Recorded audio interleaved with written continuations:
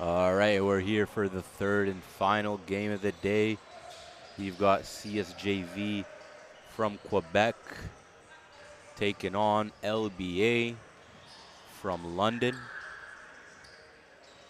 CSJV coming in at 2-2 on the season.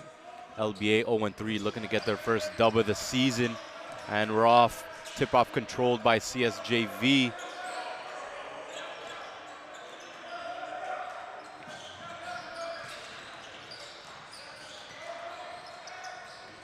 Here's Sam Charles.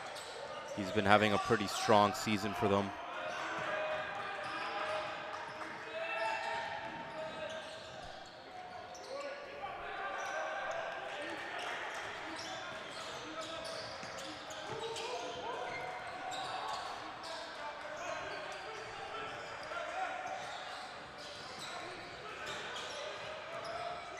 Here's Shakib Sadoud. Was a standout for them in the first session. Nice pass to the corner. Good contest. Shot clock violation.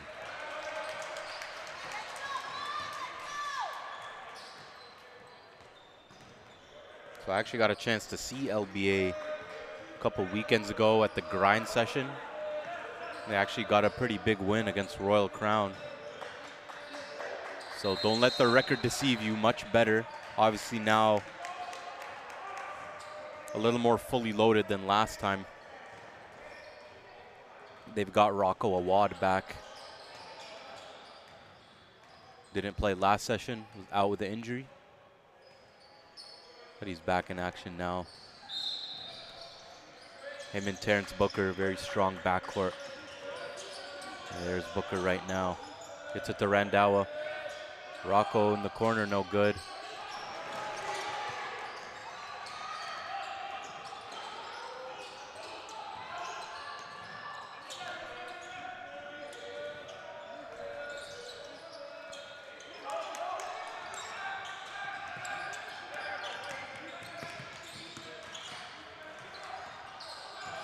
Oh, off the glass to himself. Crafty move by Sadoud.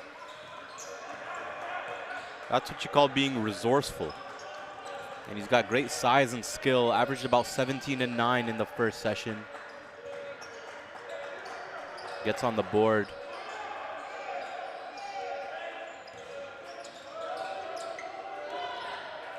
Here's Booker. No good.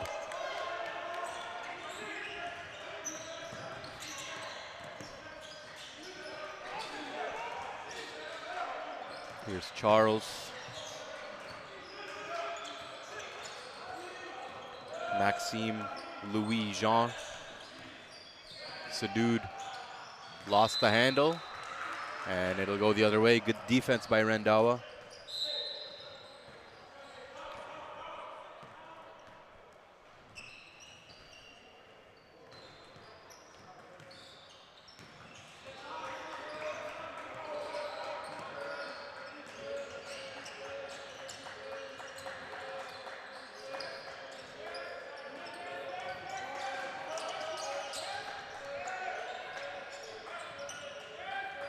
Here's Randawa mid-post. Post fade, no good. Here comes CSJV. Here's Shakib. Corner. No good on the finish. Rebound collected. Here comes LBA looking to push. And they'll slow it back down. Rocco's got the big man on him. Travel.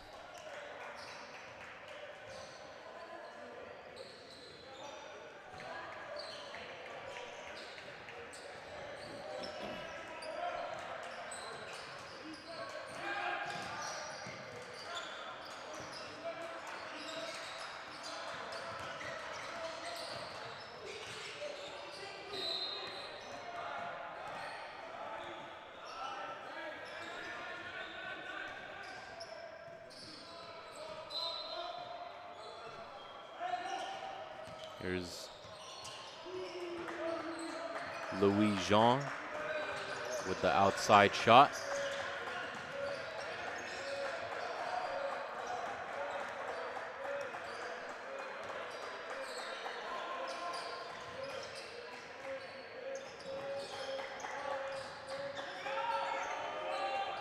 Knockdown. Nice shot there by Toby Zinwa. He was productive in the first session for LBA. One of their key contributors. Good two-way guy. Nice defense. Here comes LBA. Booker gets it to Randawa. You got to close out on that, and that's why. I don't know if CSJV read the scouting report or watched any film on the last session on LBA. I'm assuming they obviously did. Dilby Randawa, one of the premier shooters in the NPA.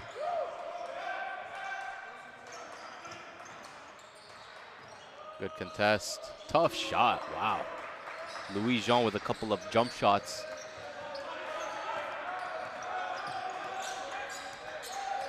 Here's Booker.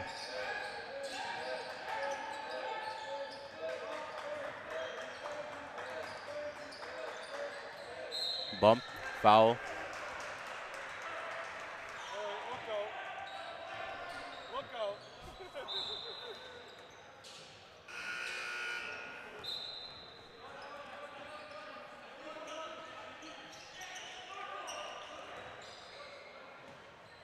All right, I'm being joined now by NPA Commissioner Jeff Giovannotti. Jeff, how you doing, man? I'm doing great. How are you, Joe? I'm good, man. I'm good. We're just here, you know, catching some NPA action. Third game of the day. What have been your thoughts so far in the first two games? Well, I love watching, first off, that last game. I know it was a little bit of a blowout. Polaris did some great things out there. Yep. But they also had the fans behind them. It was a full facility here in Burlington with a ton of kids, or a ton of fans, and it was great to see Polaris's other teams here to support the post-grad team. Yeah, for sure. They moved to 4-0 on the season. And speaking of Polaris, to me, the game I'm really looking forward to seeing is on Sunday when Polaris is going to take on Fort Erie. Yeah, that'll be a good one. That'll be a good test for Polaris.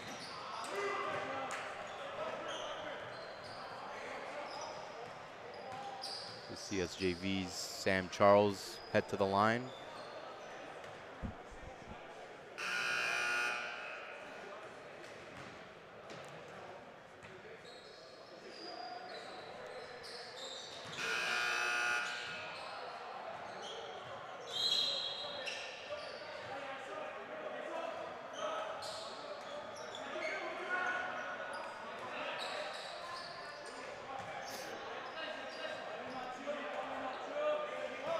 So I was taking a look at the docket for tomorrow. We've got Edge and Lincoln starting it off.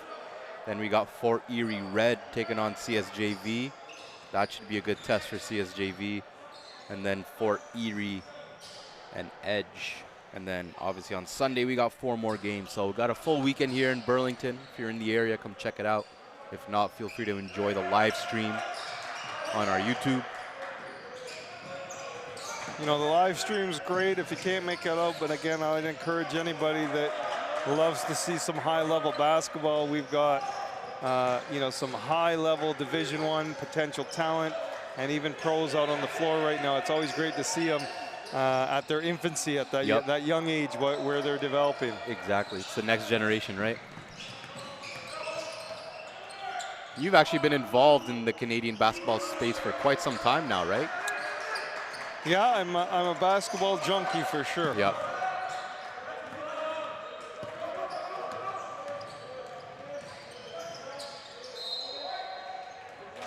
I remember you telling me about that time you had RJ Barrett up at Sault Ste. Marie back when he was, what, 14 years old, 15 years old? We did, actually, with Polaris's varsity coach, Terry Upshaw, at St. Marcellinus.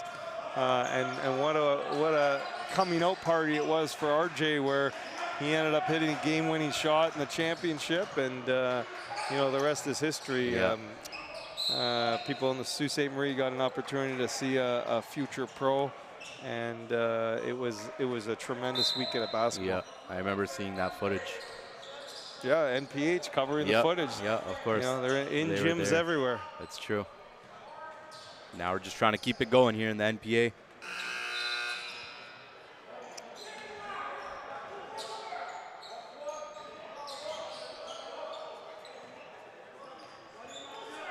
got 11-8 lead for CSJV. Here's Sergi. Shot clock's down. I don't know if they notice it. Yeah, gotta have that. No, guess they didn't. Gotta have that awareness. Coach is getting on his bench. You know, we always say when you always got to be in the game, even if you're out of the game. Yep. And that's when, well, we just saw it with Polaris. I don't think I've seen more communication from teams and Polaris's other teams that are here watching, but even their bench right to the final whistle was really loud and vocal, and that really helps your teammates when you're on the floor, right? Yeah, big time.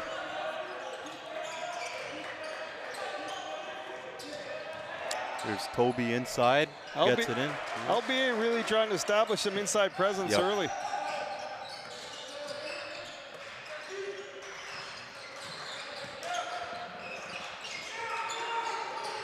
Oh, nice slip. Nice slip there by number 5, Pablo Caval. Just wasn't seen by his teammate, but great slip in the action.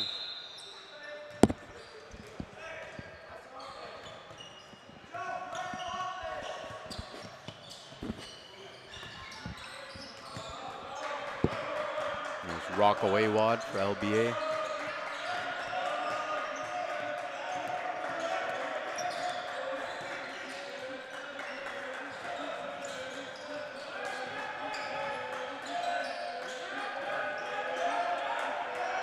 Shot clock winding down again.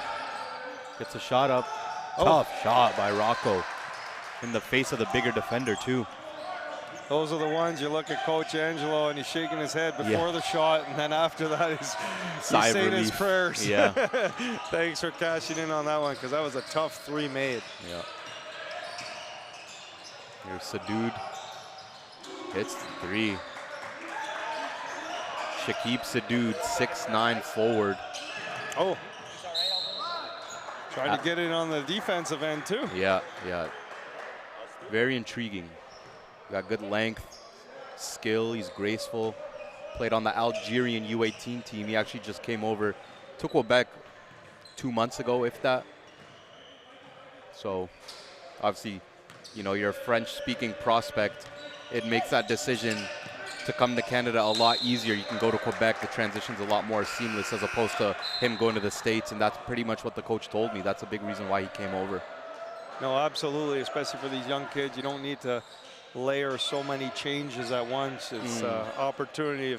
If the language barrier is one less thing to have to worry about, great opportunity coming to Canada. And Canada as a whole, I look at, you know, the NPA and I think NPH has built a tremendous platform for top players, not only in Canada, but worldwide to be able to play on. That's true. CSJV up by 3.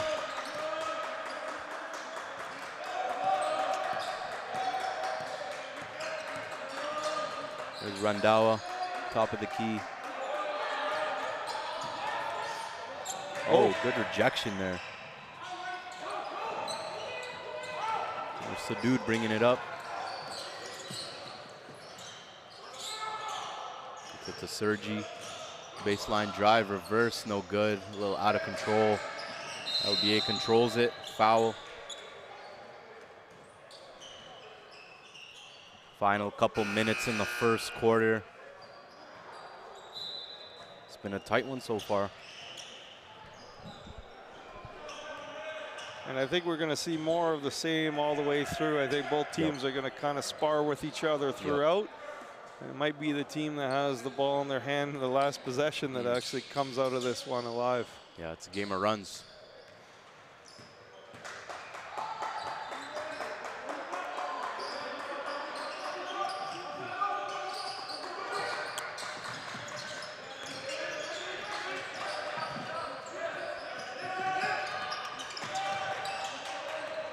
A little bit of pressure. Oh, I think he got away with one there.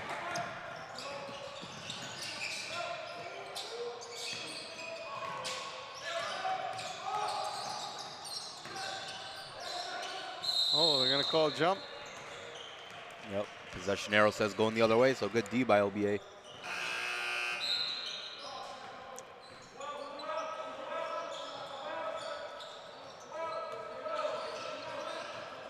You know, I look at the growth of Canadian basketball, and I look at the growth of our country just in general, with people all around the world saying it's one of the greatest places to be in, to live in. And we're starting to see that in the sports world, where kids are coming from all over the world to participate in leagues like the NPA, because we've got tremendous coaches in the league. We've got tremendous platforms like NPA, do a great job with the live stream, great job with competitive schedule.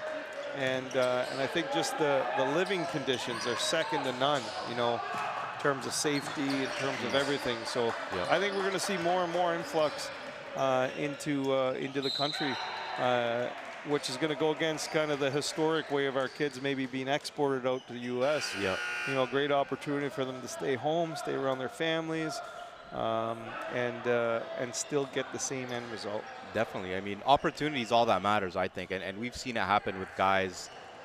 When you think of guys like Jamal Murray, who did it at Orangeville, and even more recently, guys like Leonard Miller, who's now in the NBA with the Minnesota Timberwolves, spent a year at Fort Erie, ended up going to the G League Ignite, and now look at him. So, you know, you get the opportunity here, you can get the exposure, you can get the development.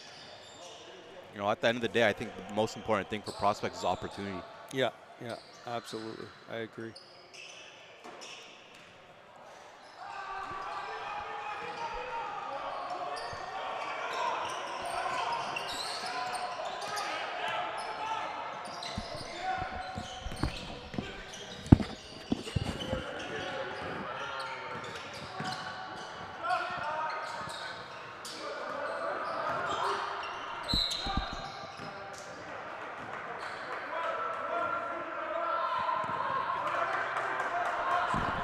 It's a good opportunity.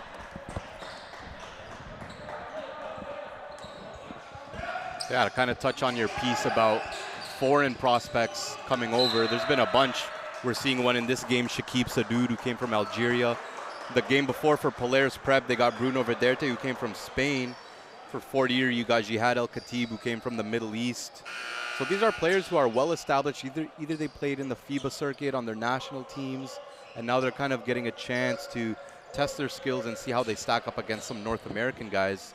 And even for the guys at Fort Erie, a couple weekends ago, they had the grind session hosted over there, and they got to bring down Prolific Prep, who's got projected #1 NBA draft pick in the 2026 draft, AJ Dabansa.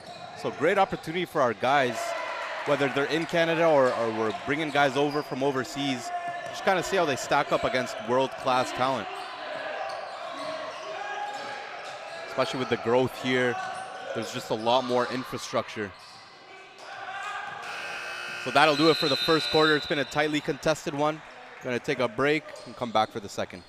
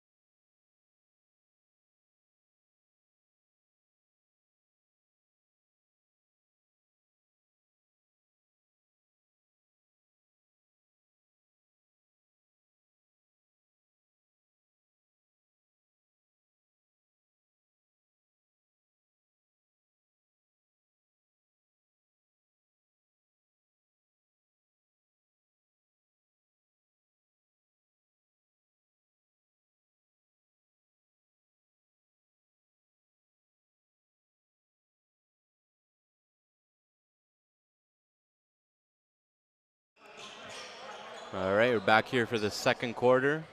CSJV and LBA. CSJV up by 1.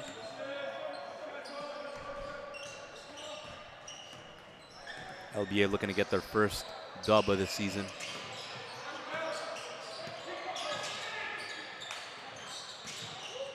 Nice ball movement. Travel. Yep.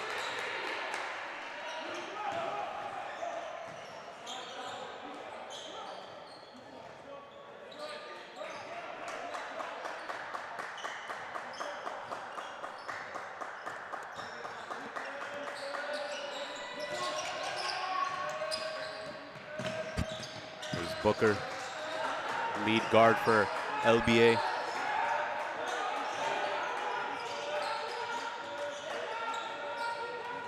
Kobe, nice kick out. No good on the 3. Sam Charles draws a foul. Count the bucket, and 1. Sam Charles coming into this one averaging 12.5 points per game for CSJV.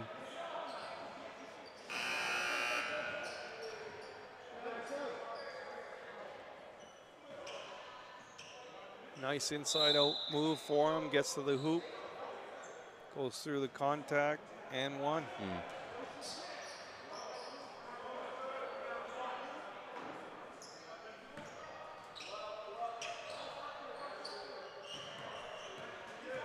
You know, what really impressed me today on day 1, 2, in all 3 games was the professionalism of the coaches.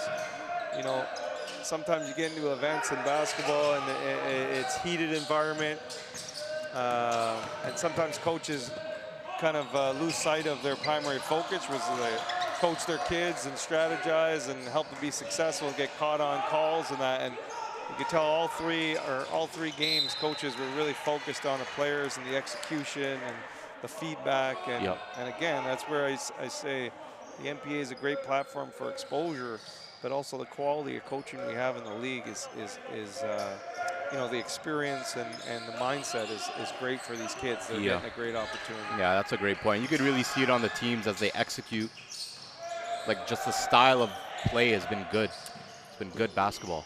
Yeah, and it's neat because there's so many different styles of play as well too in games, and that's another indication of some really good coaching, because they're looking at the talent they have and they're trying to find some strategy that best fits their talent, right? Rather than cookie cut something that may not work for them. So,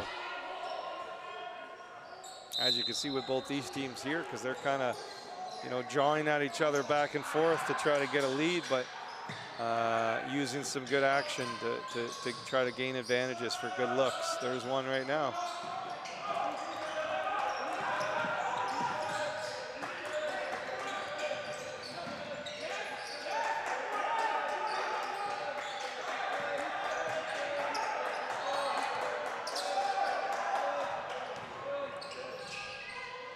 Nice finish.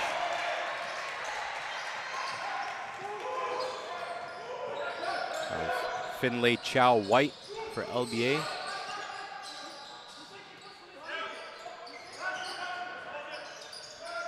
And both teams, everybody's touching the ball every possession. Yeah. And I think that's why we haven't seen many turnovers. We've seen some great looks on both ends of the floor. Up ahead, Rocco. Nice reverse finish.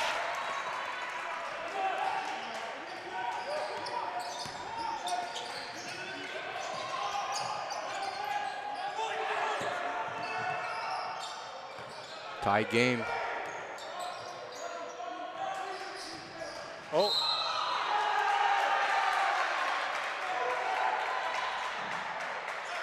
Player control, I think he sold that one a little bit. Yeah. Yeah, whatever it takes, right? Yeah. He gained possession, but it might have been my sneeze that knocked him down.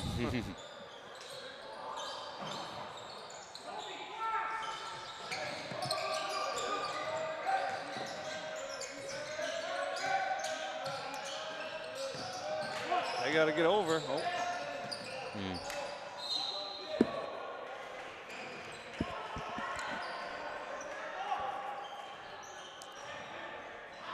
So again, as we were talking earlier about the game and the game being global, you know, we had some good discussions about even at the pro level, the top international player or the top NBA players right now are all international. Yeah, it's a global game, right? You got Nikola Jokic, Luka Doncic, Giannis, Joel Embiid, our very own Shai Gilgeous-Alexander.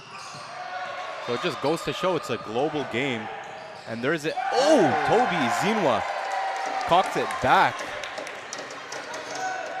But as we were saying, it's a global game. It's not just U.S. or bust. You can get to where you need to get to playing in Canada or whatever the case is, right?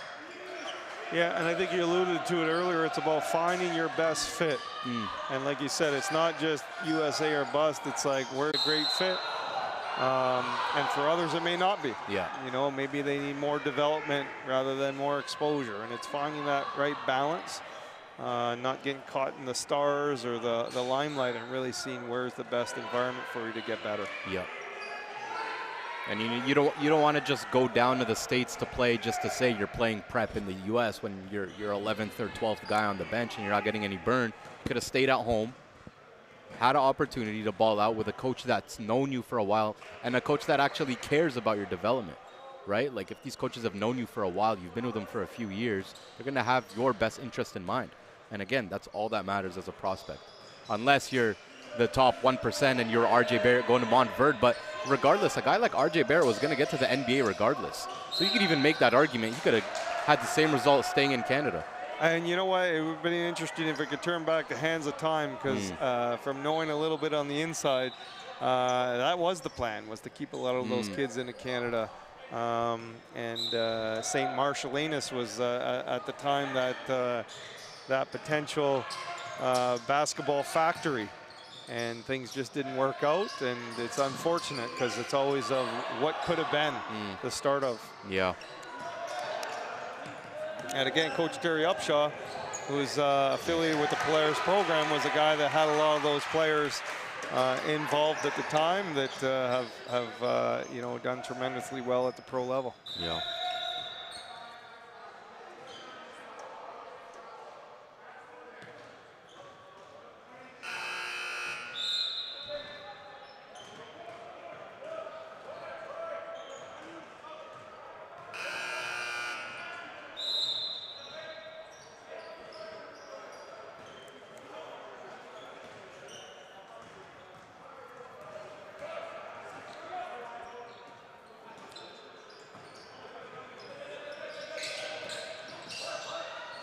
Oh.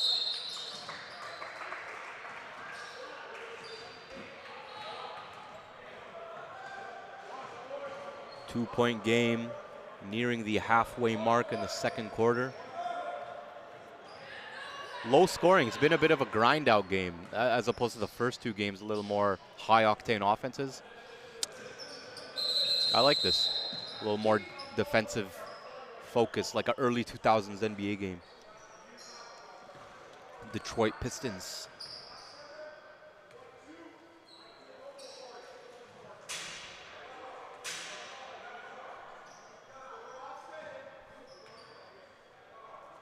Once again, shout out to everyone tuning in wherever you're at. If you're in Quebec watching CSJV, or if you're out in London watching LBA, or earlier on if you're from Calgary watching Edge. Hope you're enjoying the NPA. It's Canada's prep league. We're able to see the best of the best from all across Canada. I really get to see the different styles of play, a lot of undiscovered gems, right? Like the quote-unquote hotbed is, you know, some would say the GTA, Toronto area, but some of the best players from Canada are coming out of Quebec, right? If you look at the guys in the NBA, you got Lou Dort, you got Ben Maturin, you got Chris Boucher.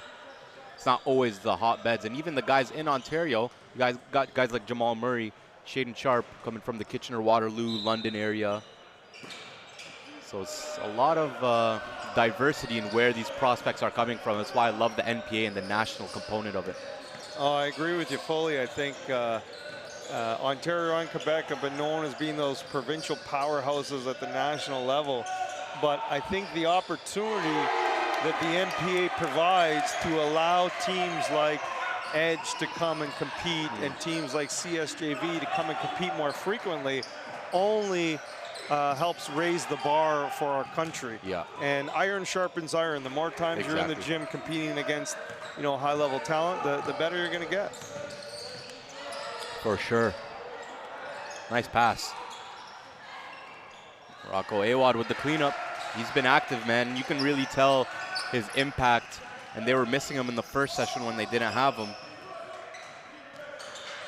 Like I said, I watched this LBA team knock down a pretty strong Royal Crown team not too long ago at the grind session at Fort Erie, so don't let their 0-3 record deceive you. They can really hang with a lot of these teams because of how well they're coached. Yeah, talking with Coach Angelo before the game, that's one of the things that, he was saying that his team is struggling with sometimes is which team is going to come out to play, because they are coached very well, and there's a lot of talent on the roster, but sometimes it's which team is going to start the game. So we got Toby Izinwa and Rocco Awad leading the way for LBA with 7 apiece. And then for CSJV, we got Sam Charles with 7. Gotta get the ball in.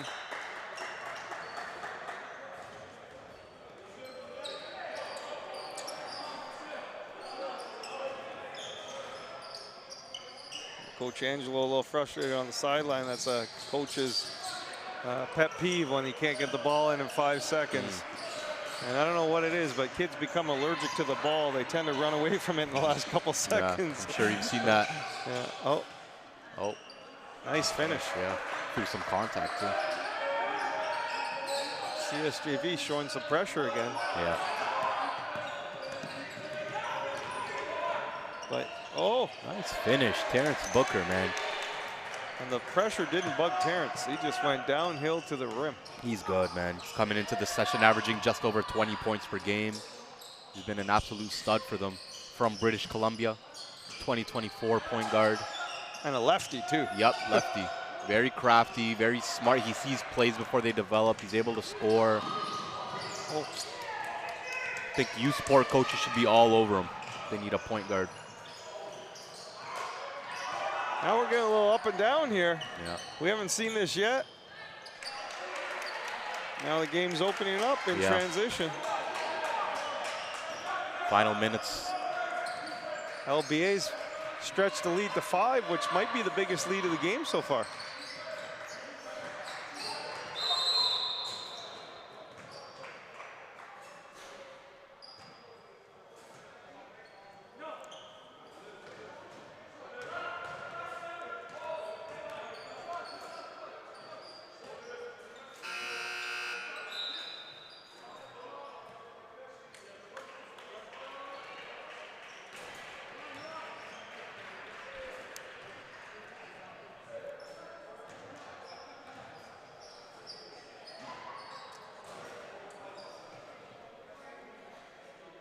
For those of you at home too, and you want to get some more in-detailed stats, just make sure you download our Swish app, follow the NPA, and you got live scores and live statistics and detailed stats right now.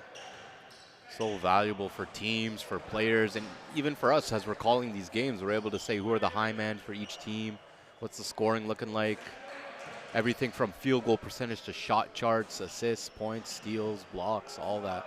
So, and even for the players, like you're able to kind of cover a player so much more effectively when you can say, okay, he's a great shooter because he shot over 50% from 3 on 5 attempts, for example, right? It just goes so much more of a long way, providing more substance.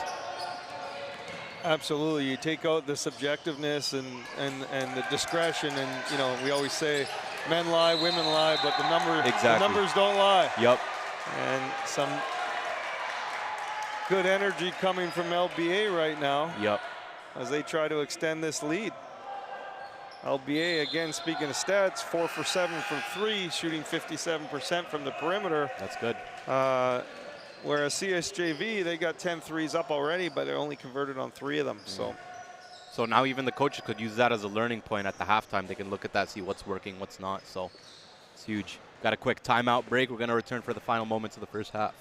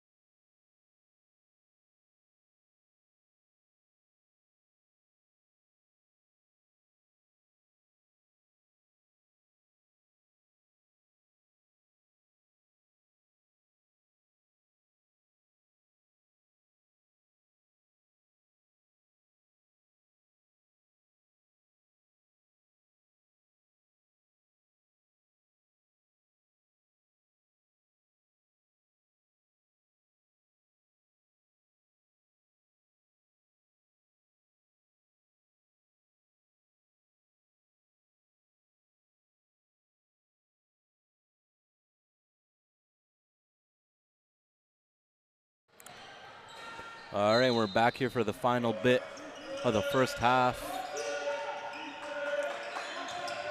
London Basketball Academy started to extend this lead, outscoring CSJV 17-9 so far in the quarter. And again, get the ball back.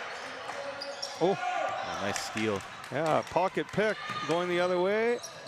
You got to finish that. Oh, geez. Hard foul. Oh, no.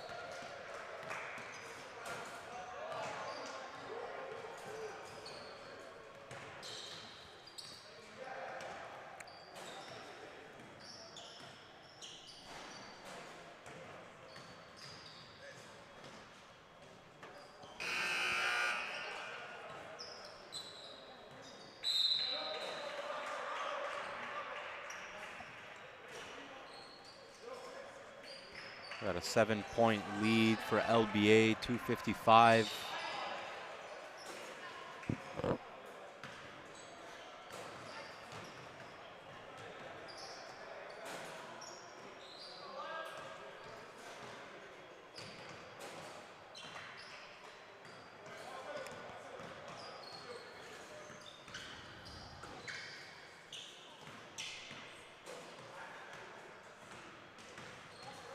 First free throw is good.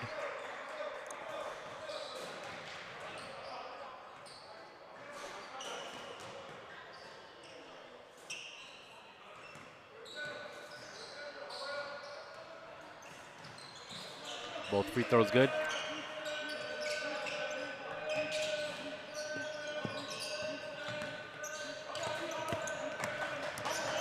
There's Randawa, nice pass. Great find. Nice block.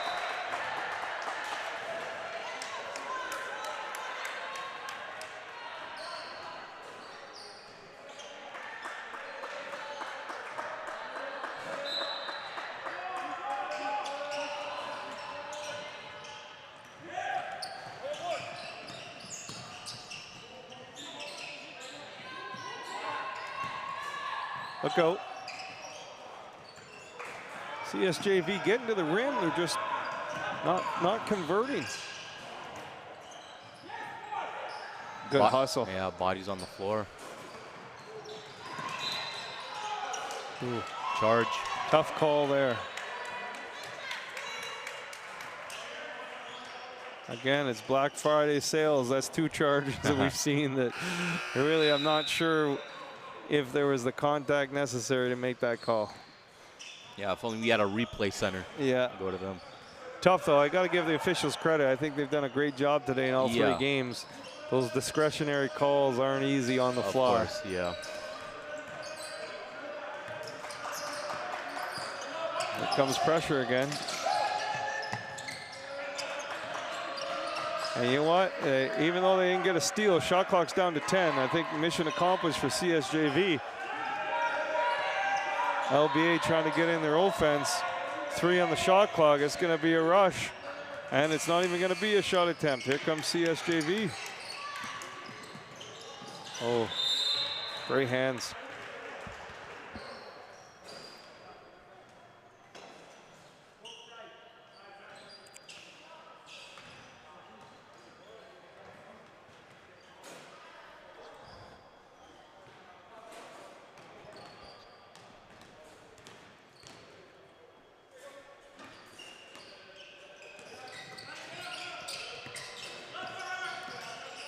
DHO to ball screen action. Good find on the backside. The ref just ran into our broadcast setup. Could have been bad.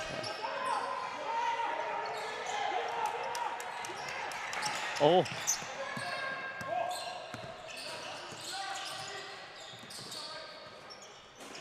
Out of bounds. Miscommunication.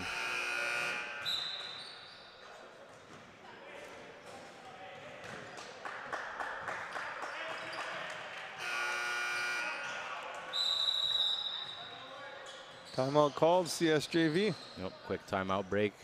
Final bit of the first half.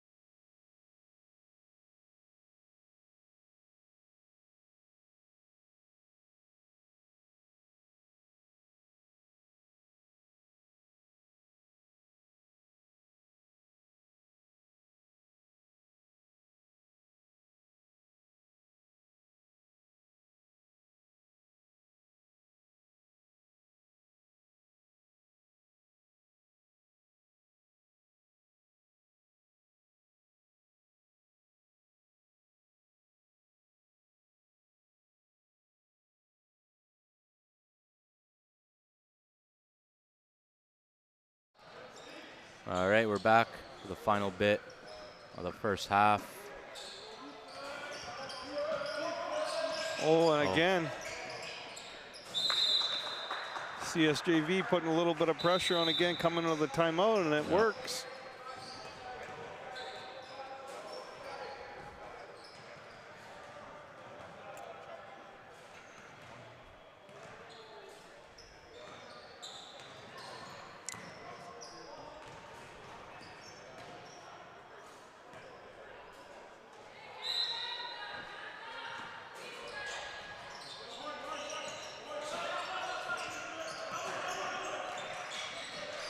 A little bit of horns action.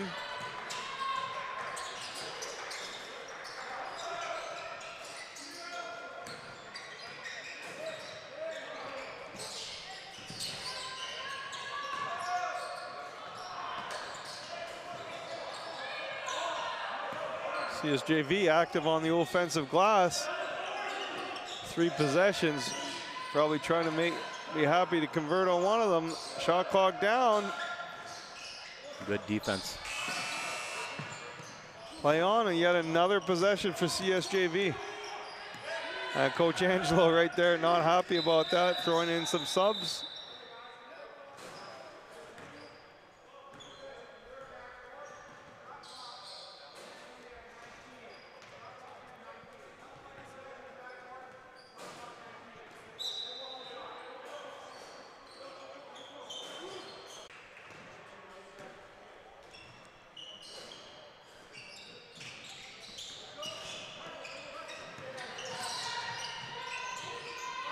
Another good look.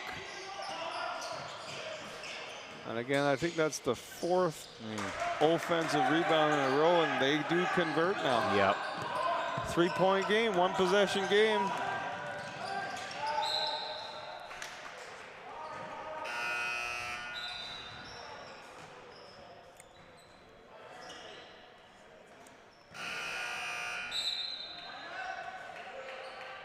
Coach Angelo calling timeout, draw up a little baseline on the bounds play, see if they can get a easy bucket to go into the half and extend this lead. Gonna take a quick break, return for the final couple possessions.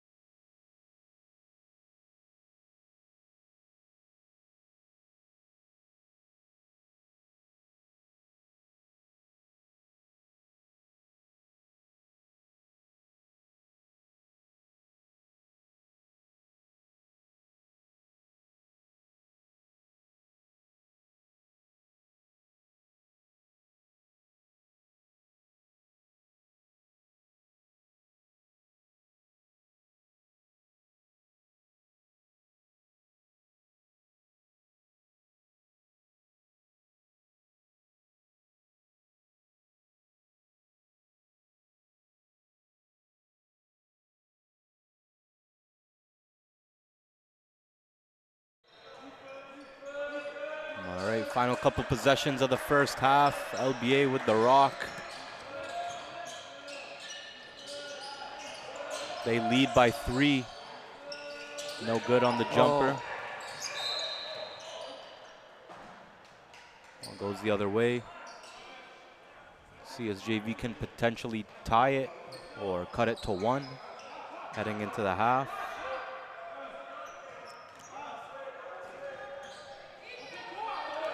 There's Pablo Carvajal.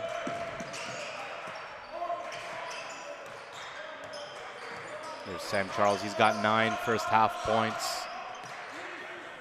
They go back in the horns action. Falling away, good defense, offensive rebound.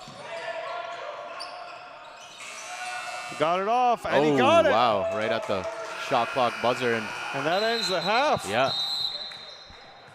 That'll do it. Yeah, we got a tie game going into the half, 32-32. So make sure you stay tuned for the second half.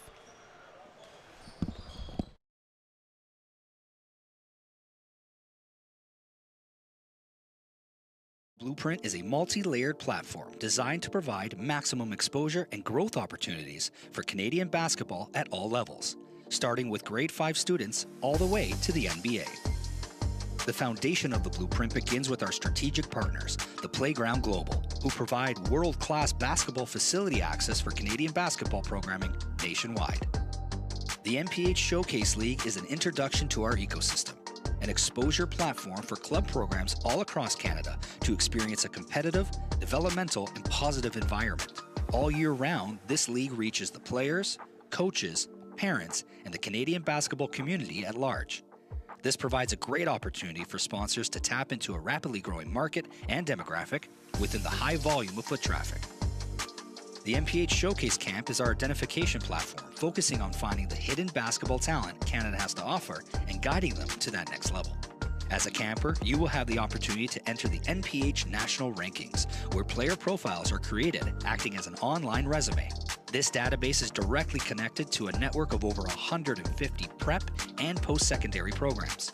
By attending our camps, you will maximize on scholarship opportunities, perform in front of national scouts, and get a chance to learn from NBA experienced skill trainers. The Game Speaks Combine acts as the elite, invitational-only camp that provides every player an opportunity to measure their talent up against the best prospects in Canada. A 2-day event of skill testing, pro-level drills, and NBA-style combine, with the ultimate goal of securing scholarships. Top performers raised their stock and are now elevated on a national scale to strengthen their recruitment opportunities. The Canadian National Invitational Tournament in July brings a team-focused evaluation platform. Since 2015, the CNIT brings over 100 top-tier club programs from around the world to compete for the national crown. The CNIT is Canada's only NCAA-certified tournament that takes place during a live period where NCAA coaches are eligible to recruit prospects in person. At this stage, North Pole Hoops has identified Canada's top basketball prospects from coast to coast, placing them at programs within the Canadian basketball ecosystem and the elite-level NPH League, the National Preparatory Association.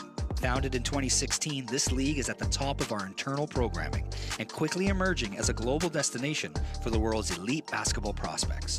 Involving strategic prep programs nationwide, the NPA prides itself on delivering a national platform to showcase the different playing styles, characteristics, and unique talent each province has to offer. All North Pole Hoops sanctioned events include exposure services that help propel and aid players on their recruitment mission.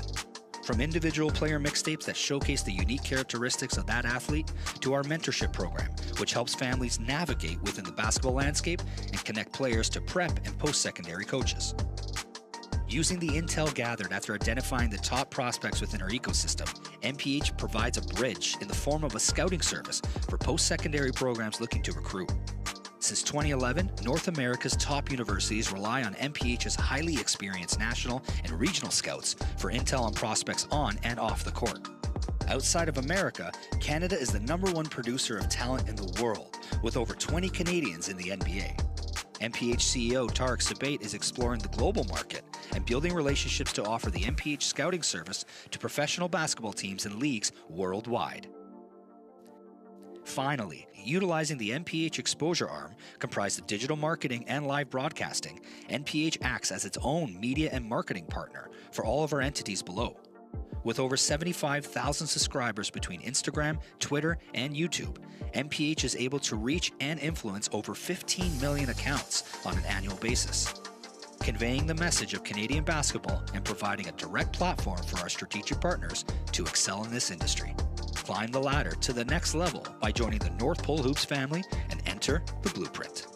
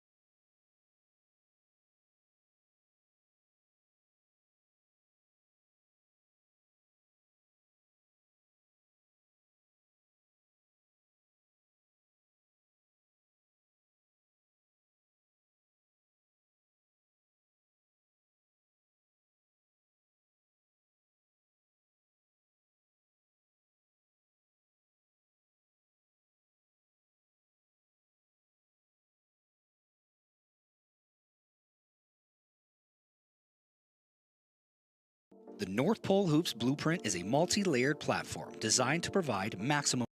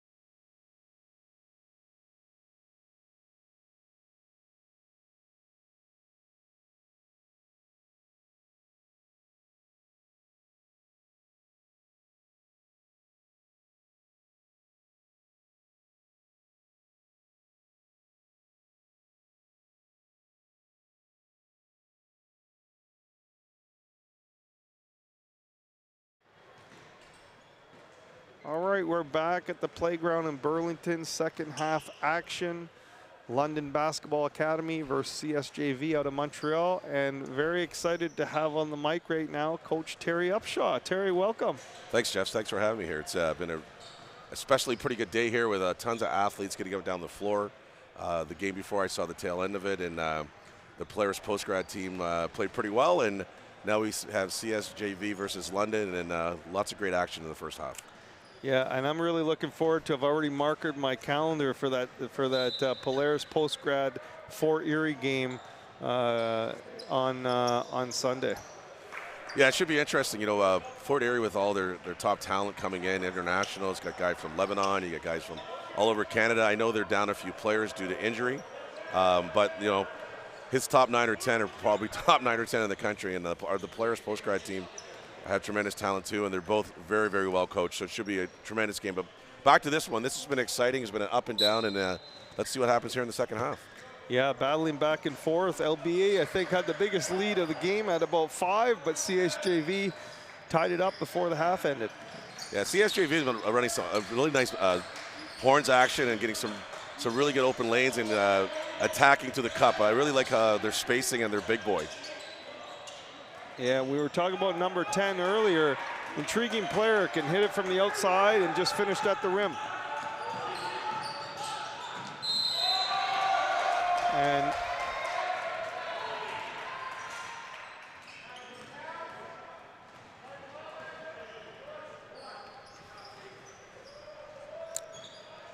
number 0 for London Basketball Academy, Terrence Booker again too. I think he's leading the team in scoring, and again going downhill for the N1 finish. You know, I saw him 2 years ago in Vancouver.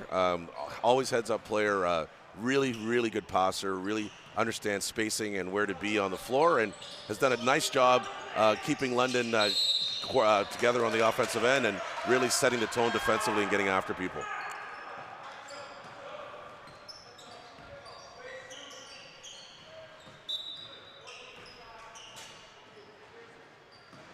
So for any people that are local, they should come in this weekend because they have the D1 also the NPA. So there's going to be lots of basketball in the gym, and for some of the local young student athletes, they might want to come here and see what prep basketball is all about at the NPA level. Yeah, I agree with you. I mentioned that earlier. Not too often you get to see the NPH D1 teams and the NPA teams all under one roof here at Burlington. No better to watch, although it's great to watch on the live stream if you can't make it in, if you're out in Calgary or if you're in Montreal. But for those that are in the area, there's no better place to be tomorrow and Sunday than in the playground at Burlington. Nice gritty layup by number 8. I remember his dad, he played at University of Waterloo, Awad from the Windsor area. His son's just like him, tough, physical, maybe a little bit bigger, and definitely a two-way player that someone should take a look at for the next level.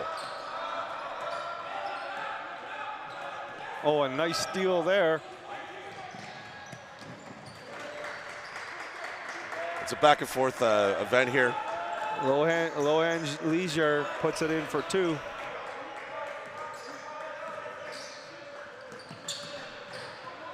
Oh, great kick out by Awad. Oh! Open 3. Oh, we may have an injury. Yeah, we do. It's the officials have done the right thing and have stopped the game. You know, these 3 guys here, the officials, I just want to talk about them for a second. They're a veteran crew. They've been around for a long time, doing a really, really good job. And, you know, there's a lot of athletes on the floor, keeping them in control and letting them play, but, you know, not over-officiating. It's been very, very good to see. Yeah, I think all 3 games today, there's been great officials control. They allowed players to play, but they were consistent in calls, and there was great flow in the game as a result. You know, it's for me, I look at this thing, this prep stuff, and how it's really evolved over the years, from the onset to where it is now, where, you know, prep basketball is sort of the norm here in Ontario and now spreading throughout the country. I know there's programs in BC, there's programs in Alberta, Winnipeg, Nova Scotia, New Brunswick, and it's really allowing the people to really chase their dreams and, you know, based with great academics from the institutes that they're around. It allows them to be a full circle student athlete and put Canada on the map a little more than it has been for the elite basketball player. Yeah, and if anybody is well known for prep programs or academy programs, it's you, Terry, because you know, that RITA program kind of set the groundwork for back in the day. I remember RITA at one point in time, you having multiple teams and tremendous talent that went you know, south of the border and were also impactful at U Sports level. I remember one year you came up to the Sioux with both your Rita teams, and you had guys like Connor Wood and Jahans Manigat, and it was just unbelievable talent in the gym. You know, we restarted it, but some of the kids that played back there, you know, we had guys that ended up in the NBA, and you know, guys that ended up being professors, going to Ivy League, and you know, going to youth sport, being players of the year, Cashwell Lawrence and Connor Wood and other guys like that. But they had a vehicle where they could play, practice, and get their academics done and train. So this is the next, you know, phase in it, and I love the fact that now everybody, if you really want a chance to get good and get better and improve, there's an opportunity to make it happen, and it's become a bit of an industry. So I'm excited about that. No, I agree, and it seems like Canada has almost got the complete circuit now with the CEBL. So there's a lot of potential pathways for kids that aspire to be professional athletes. There's a lot of platforms for them to follow. It's not just you know, the U.S. or bust. Yeah, no, for sure. And that triangle built, you know, from the bottom up to the top, the CEBL is the top of it, being our pro league, and it's amazing how many guys here may have a chance to play in the CEBL and be a pro, and starting at a prep level and to a university level and to a pro level. What a great opportunity for everybody that plays the game these days. Yeah, especially for our youth sports athletes too, to be able to you know, use their off season and compete and train with potential full-time pros that are playing in Europe or playing in the NBA G League. I think what an opportunity for our youth sports players to have. No, it's great. You know, when I was younger, I'm a bit of an old guy, but everyone said if you were a great athlete, you played football in Canada because you're guaranteed an opportunity to play in the pro league. Now, you know, excluding the NHL, obviously, but now it's, you know, basketball and football are, you know, you can go from the youth sport and have those chances to play and participate and, you know, build a career for your future. So, but back to the game here, you know, now we have here a 6'10" point guard bringing the ball up the floor, the Unicorn doing multiple things for his team, getting them into their horns action, and it's, you know, they move the ball and they play really well. And a three made there by Maxime Louis-Jean.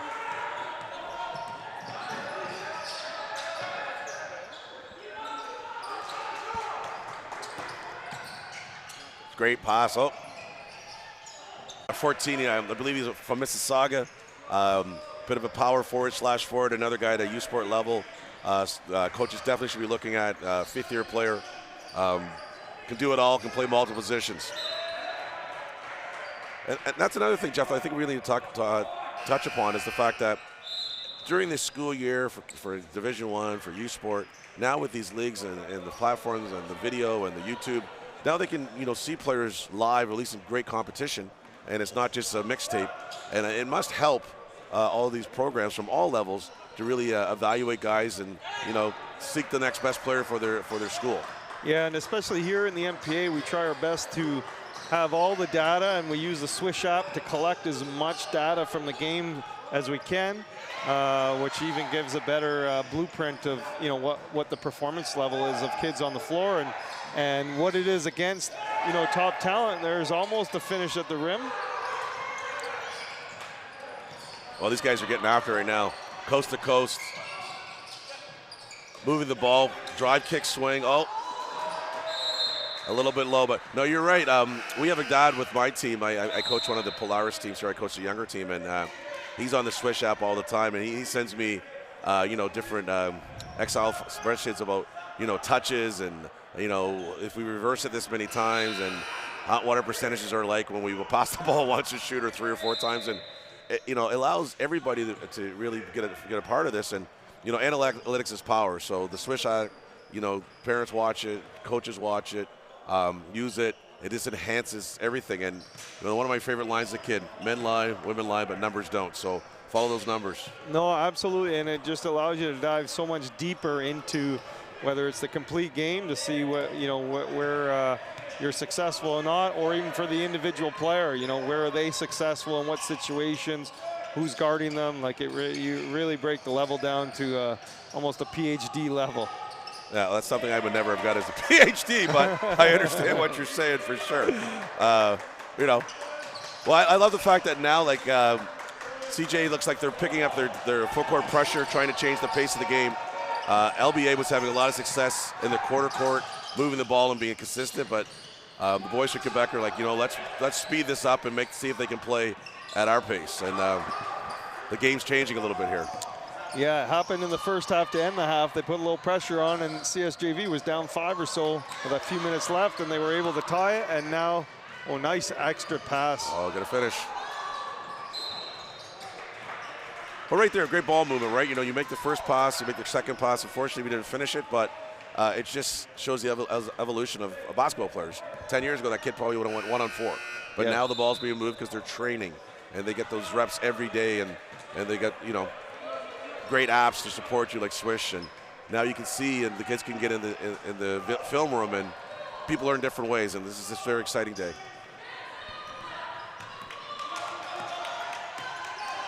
Shakleb Sadoud bringing up the ball again for CSJV. Look up. Oh, nice extra pass. I like that set. The Raptors cut to open the side, then a back pick for your 5 for the throw a lob. It was a some nice action there.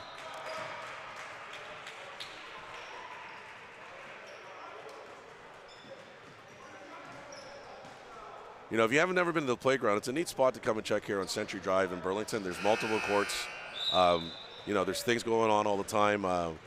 Real nice facility, world-class facility right here. And, you know, basketball with the NPA and the NPH weekly. There's stuff here that if you're a basketball fan, you can walk in the gym and see, you know, top-level players from, you know, 12 years old up to 19 years old, or maybe even younger.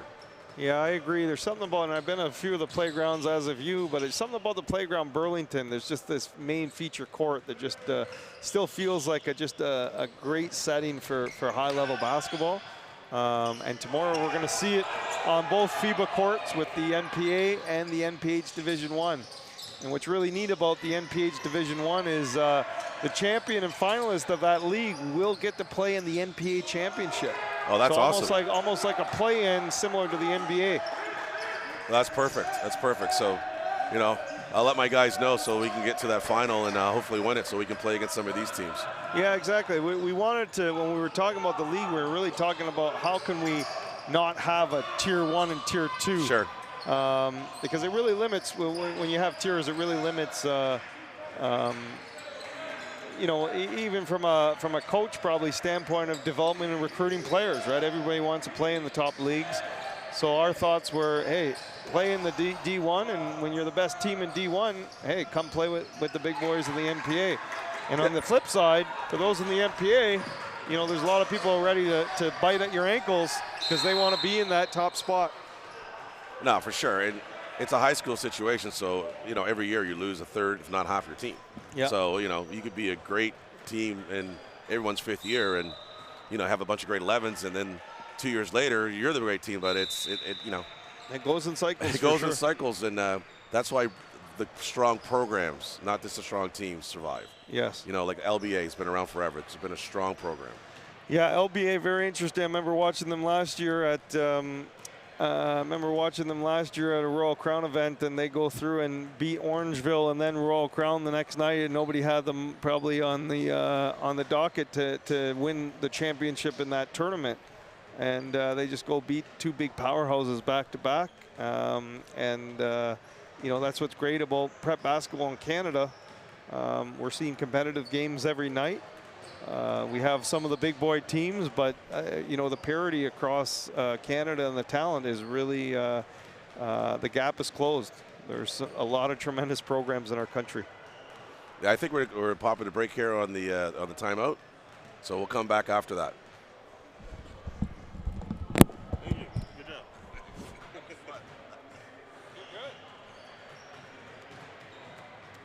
Every Friday night, my buddy does hockey here, and I'm the stat guy for the junior A team in town. So that means I get to buy beers and drink in the stat. Nice. He's been doing it forever. My buddy Jim, the greatest guy ever. So he's on jury duty. He wants to kill himself. He hates it. We'll try.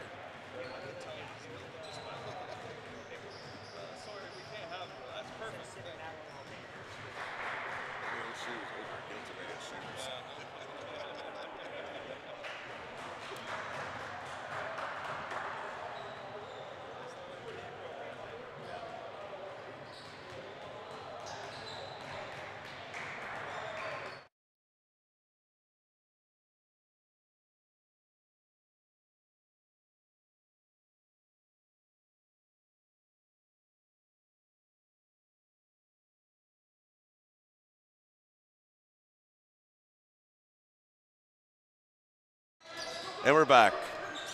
Timeout, some strategy. LBA runs a nice sideline set, gets an open shot, but doesn't go in. Oh, another dry, quick swing action.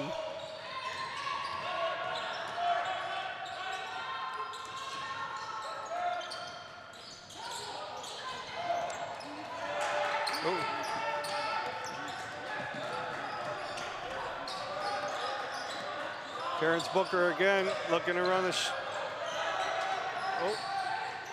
ball loose. CSJV picks it up and they're out in the run.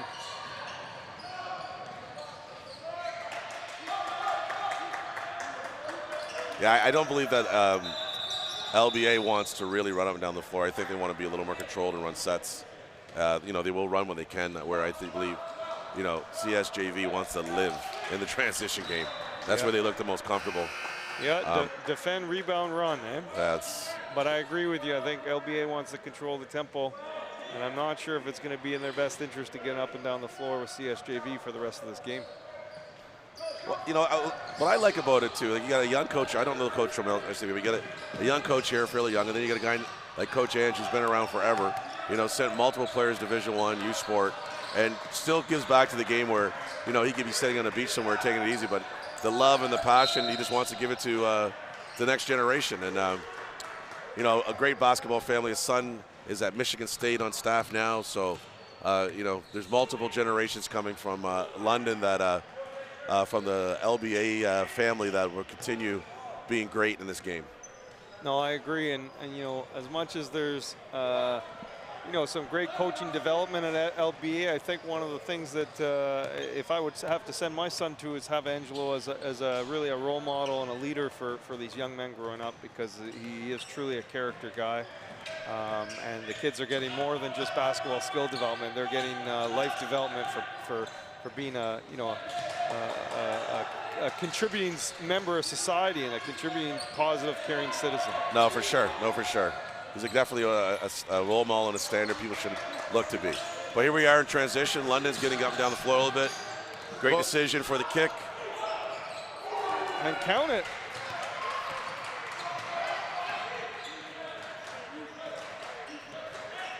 Number 24, Delvir Rwanda knocks the triple down. And as CSJV, they answer coming back. That's it. That's it. You score, we score.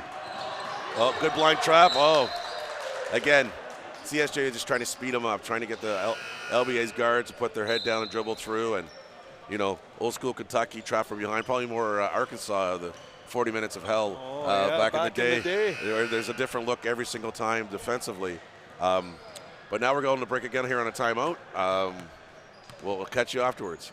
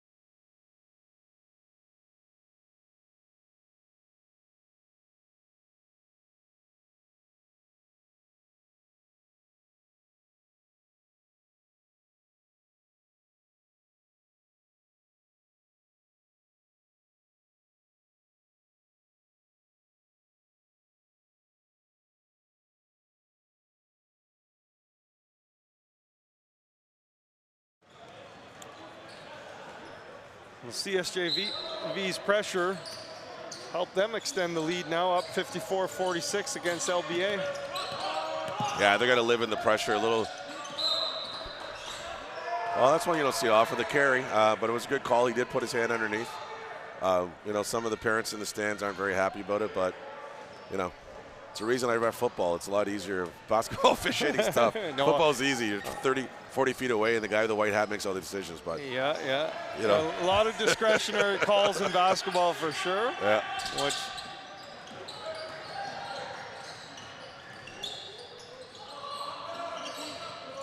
another one. Sam Carr-Charles knocks that one down. Yeah, the constant pressure on the point guards really making it tough for LBA to really get any sort of run. They're getting no run out. Everything is grind. Whereas CSVZ is living in transition now. Yeah, and speak of it, 2-on-1, open three, and they're starting to heat up from the perimeter. They really are.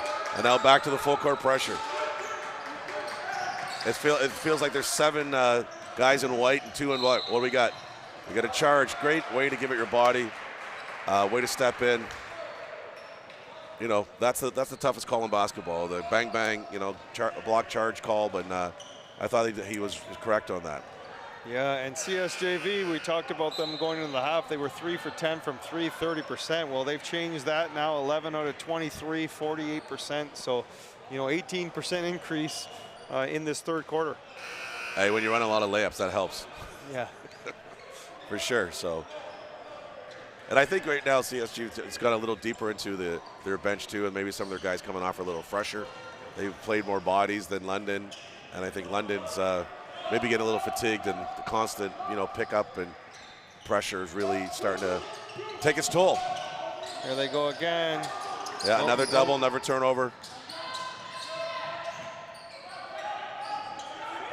Extra pass, good find.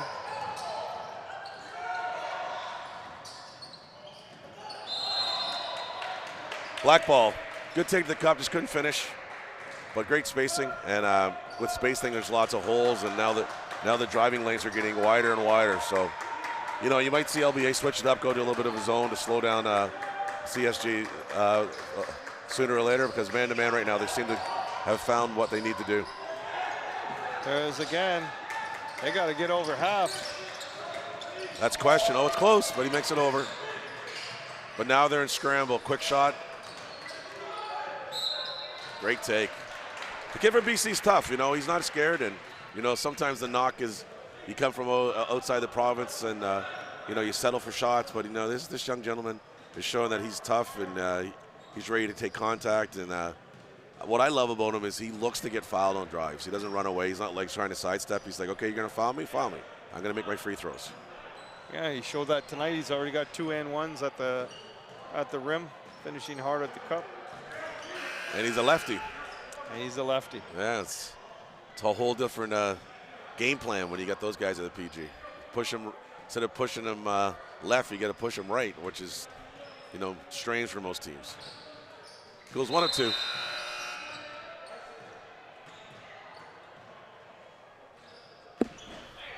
I think the next 3 or 4 minutes will be real telling the story of this game. It is a very long game, but if LBC can't really start getting some positive momentum, it may be tough for them down the stretch.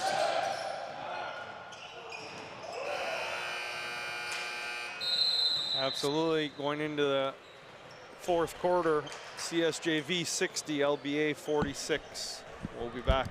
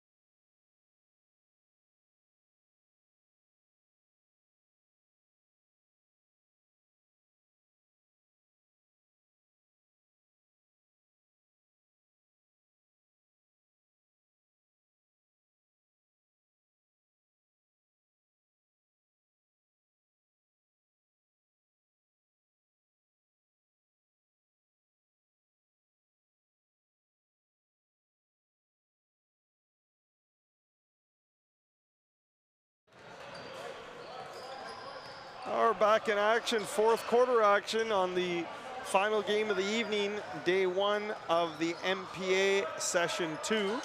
CSJV and LBA, CSJV balls up 60-47. I'm with Terry Upshaw, and anybody in the basketball world knows the name. Terry's been around, done about everything in the basketball world, and we're happy to have him on the mic today. I appreciate the opportunity to get on the mic and watch some great ball and just put a little bit of my insight of what's going on in the game and also in the world of prep basketball in Canada. LBA been a little cold at the rim. I haven't put the ball in the basket for a few minutes, but if anybody's going to help them put the ball in, it will be number 0 for them. Terrence Booker out of BC. Good take, but tough to finish over 6'9". No, it's really tough. Moving. Yeah. Nope, offensive call by the official. Oh, wow. I guess he initiated by dropping his shoulder. Still, like we said earlier, the toughest call of the game, the block charge. But the momentum seems, in the speed and the rhythm of the game right now, seems CSJV's way. That's fast.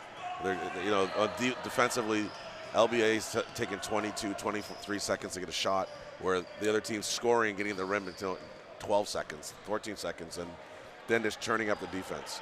As the game continues, LBA has to find a way to score quick and really just turn the ball over somehow. Maybe change the lineup, maybe go 2-3, maybe go 3-2, whatever, just to give them a different look defensively. But we'll see what happens here. It's the fourth quarter and it's winning time.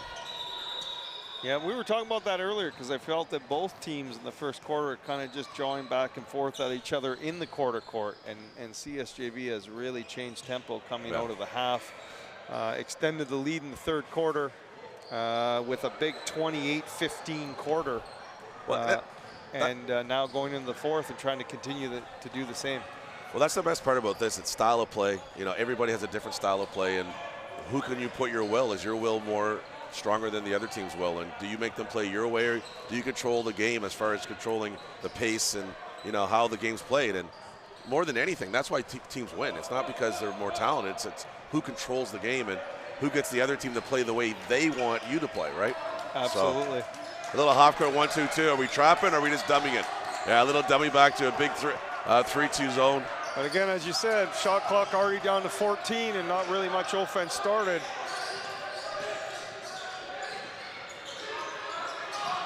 This is a long zone with a lot of size. And they rebound. Oh, it's a long zone with a lot of size. The man at the top is probably 6'5", 6'6". The two guys at the elbow are about 6'3", and then behind him 6'9", 6'10". It's a lot of size. You might want to screen the zone and try to overload it to get a jumper, a good shooter going. But again, I like the change of pace. Yeah, CSJV been very impressive this game. Good kick out to the corner, open look. And this is where LBA's, they got to get an easy one here. Yeah, they do. They got to get an easy one before they set up in the zone. And they're back to man-to-man. Back to man-to-man. One miss and they're gone again. Transition. And it's got to be difficult knowing every time you're coming down the floor, you're going to see a different defense. Yeah. Kind of gets in your head psychologically a bit. Well, it makes you think, right? Instead of just playing, you got to figure out what's what. LBA going 5 out.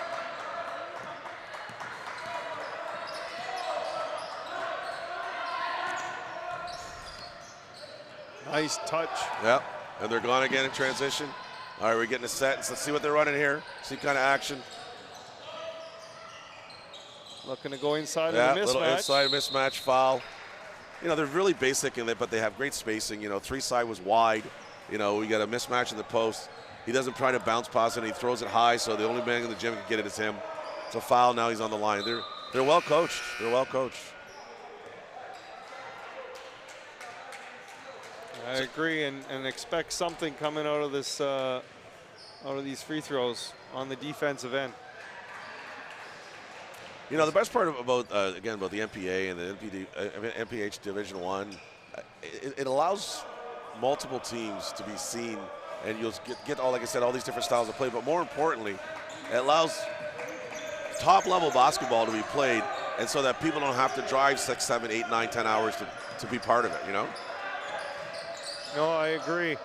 And it also truly is kind of the only league that brings the country together, because we got CSJV out of Montreal, we got Ed Shear this weekend out of Calgary, and then North Star Prep isn't with us this weekend, but they're in the league as well too. It's really nice to see teams from all over the country. RNS out east from your neck of the woods. That's it, from Nova Scotia. Well, they're from New Brunswick. I'm from Nova Scotia originally. Shout out to Windsor Warlords, one of the best basketball high schools in the history of basketball. Shout out to Ian McMillan. Shout out to Roger Caulfield. But yeah, I'm not biased. I'm just a Windsor guy. But you're right. You get kids from all over, programs from all over the country, and now there's opportunities for all these kids to see it and say, hey, I can play in this league. I live in Moose Jaw, Saskatchewan, but you know what? I can play here now, and I can get a chance. Yeah, it's real, and I really believe iron sharpens iron. And That's it. The more you compete and you see what it's like, right? The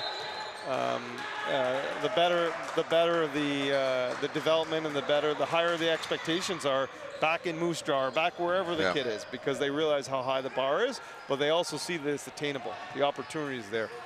And for me, it's a really swing in sport. Like before, at least where I live in Hamilton now, but before you'd walk down the street and you'd see kids playing road hockey. Now I can see kids playing basketball, right? And now it's a dream for anybody that they can have a chance to play at a high level if they want to work, and they're going to be seen. And leagues like this are something that was desperately needed for years. And now it's here, and it's great. And we need to continue doing it, and we got to support it. I'm a bit of an oath thinker, but I always thought that schools like this, the LBAs or like that, should have the same access to fund as any sort of high school, because they're all education places. They're all places that are training, so they should be able to tap into some of those resources too. I don't know, politically, people might think I'm crazy, but I just think if you're in a program and you're teaching, you're coaching, you're helping, you should have the same accessibility to the same dollars that anybody else would. And that would enhance sport even more in our country. Oh, no, I agree. And you look at the situations like that, maybe out west or out east with charter schools, where there is some funding that comes in. We're not there yet in Ontario, but who knows, maybe down the road we will see something like that. Yeah, it could be great. And timeout called, so we'll be back shortly.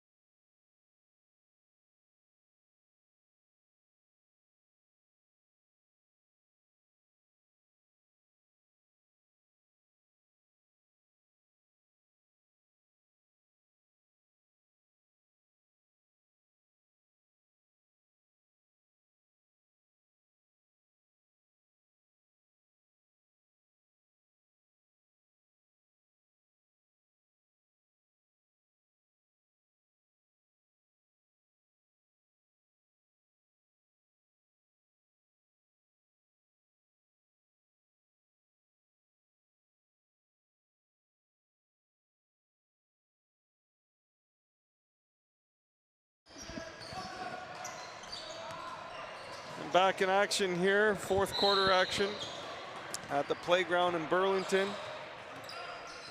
Our last game of the evening today, we have CSJV has started to extend a lead with definitely a change in changing the tempo of the game. They're up 66-47 against LBA. And it looks like both teams have put some players in that haven't had that much opportunity yet tonight. So, again, oh, nice take. Another thing that's great about the prep thing is you get a chance to, as a young guy, to play with great players and get that practical experience. as we see a few of them here on the floor that definitely are younger.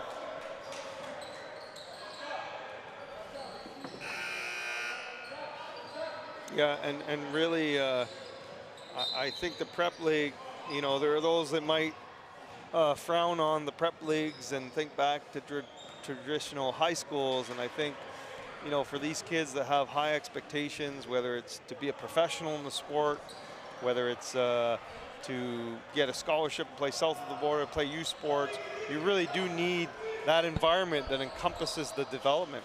And I think it's actually been a positive, because what's happened now is you do have the best playing with the best, and that's allowed more kids to actually play the sport at the high school level. So, you know, it's just actually, you know, provided more kids. I know, being a high school coach in the past myself, we'd have, you know, 4 or 5 that really take it seriously, and then 2 or 3 that are kind of interested, and 2 or 3 that we have to motivate to show up to practice. And now I don't think there's anybody on a prep team that doesn't want to be at practice. You know, and you know what? Again, me being my background was hockey. To me, it's just like high-level AAA hockey. That's what the prep is like. There's kids that play AE. There's kids that play single A. There's kids that play AP. There's kids that, you know, same as this. This is AAA for the hockey, you know, mentality. This is AAA. This is junior A hockey, and but it's no longer within a traditional high school. And like you said, I could be wrong, but I think office's mandate is participation. I don't know if they're really trying to be at an elite level, in which they can, because their job is to teach the students, you know. And so let the professionals do what they do, and let the teachers do what they do. And I think at the end of the day, everyone will be good. And I agree. And OFSA is fair play.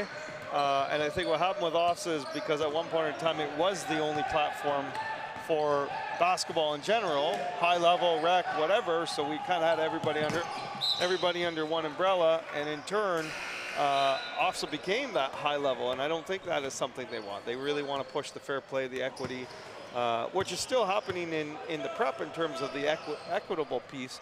But I think at this level, like you say with AAA, you get in when you put out. So you're not really guaranteed playing time unless, you know, you're competing. Well, you know, you're coaching one of the teams this year. Yep. You're not just giving out time for free.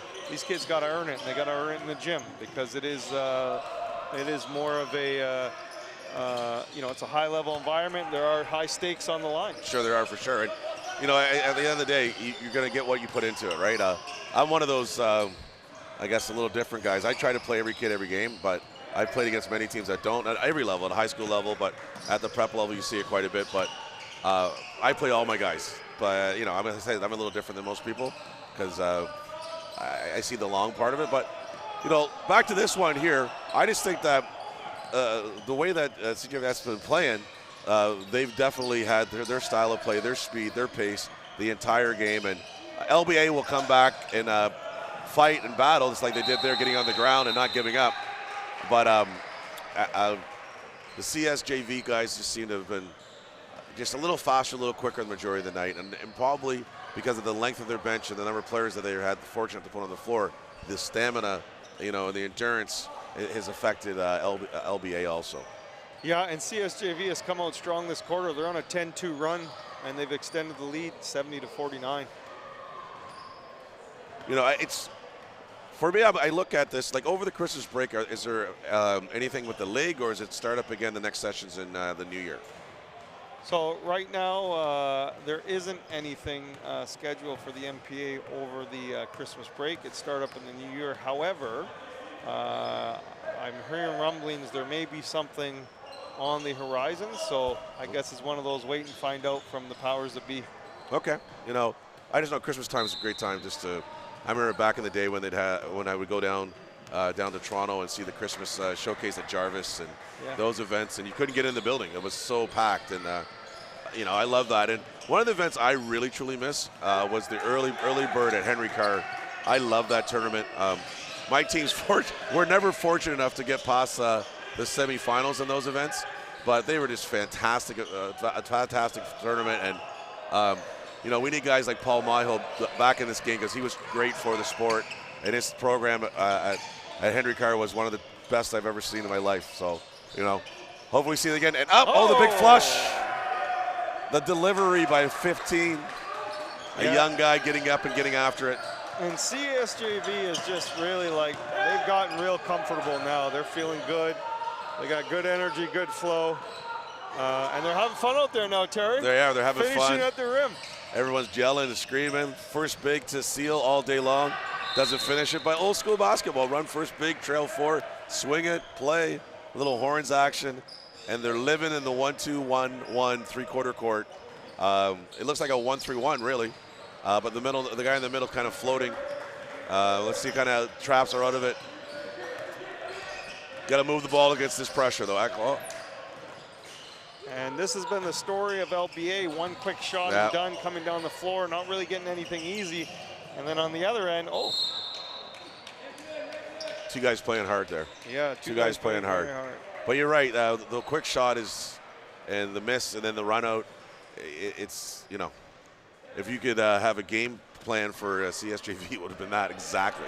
You know, pressure, quick shot by the other team, get it, run out, finish at the rim, continue. Yeah, you know? and LBA in the first half actually was leading in rebounding, and CSJV now 31-20 in terms of overall rebounding in the game. So, you know, again, LBA getting those one-and-done shots, and if the shots aren't falling, you're not getting easy ones on the rebound or second chances.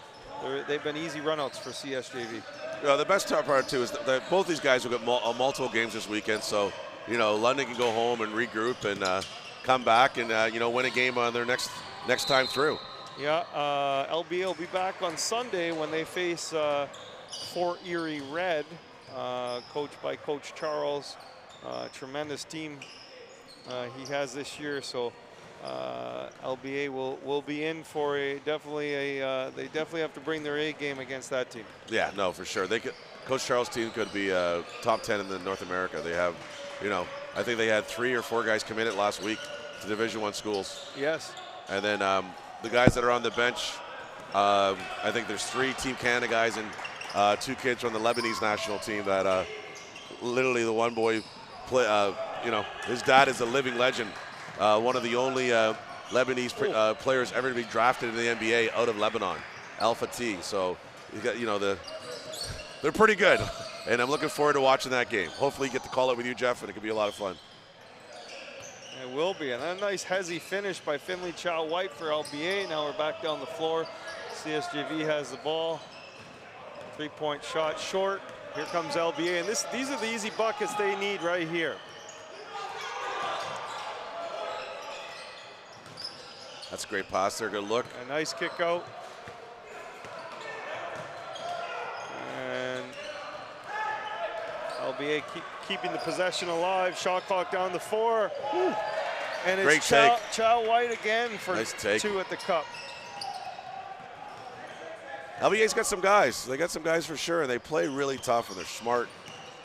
Again, maybe they'll see a little more depth to be able to stay with a team like CSJV that probably goes 9 or 10 deep. They might go 6 or 7 deep. And it's just the wave of the second and third guy that's really separated the 2 teams at this point. Yeah, agreed. CSJV's got about 9, 10 deep. They've been able to maintain pressure, mix up their defenses, and wreak some havoc and get some easy runouts because of it. Yep. I like the fact that both these teams, the ball's moved. It's not one of those get-em teams where one guy dribbles all over the place. Like, you know, they're all getting 3 or 4 passes, an offensive set, and it's good basketball. Good defense there by LBA, forcing a shot clock violation.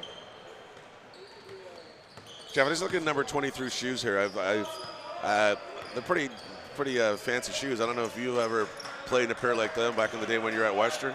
No.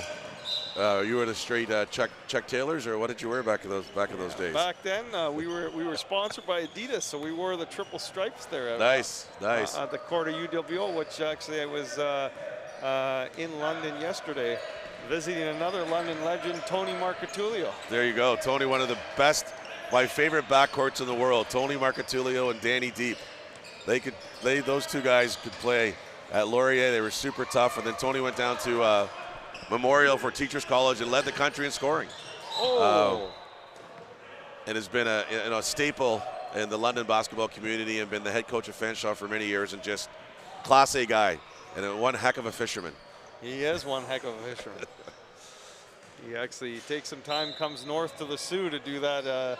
He loves fishing the rapids up in Sault Ste. Marie. Oh, 100%. So, and his son Gabe plays at, take big dunk. Oh, he loses in a stretch. Just say his son Gabe is down at, finally healthy, playing down at Dalhousie. You know, his last game he had 12 points, so it's really nice to see him because he tore his knee, and now he's back doing a great job. Yeah, absolutely. So as we get towards the last third of this game, you know, is there any things for the weekend that you want to mention, Jeff, about, you know, events, games to be seen, timing, anything like that to try to help the local community come and see what's going on here? Absolutely. I think as we finish this game, you know, one of the things that if you're around the Burlington area this weekend, you definitely want to be hitting the Playground Burlington. If you're a basketball enthusiast, if you want to see some high-level basketball, if you just got some time on your hand, game time starts tomorrow at 12:15, where Edge Prep, coming out of Calgary, will take on Lincoln. Lincoln Prep out of Hamilton. And then, you know, what kind of Canada's been talking about.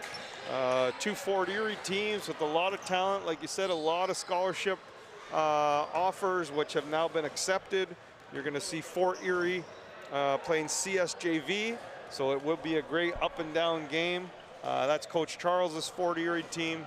So there'll be a lot of talent on the floor, a lot of athleticism, a lot of skill, and two very well coached teams going at it.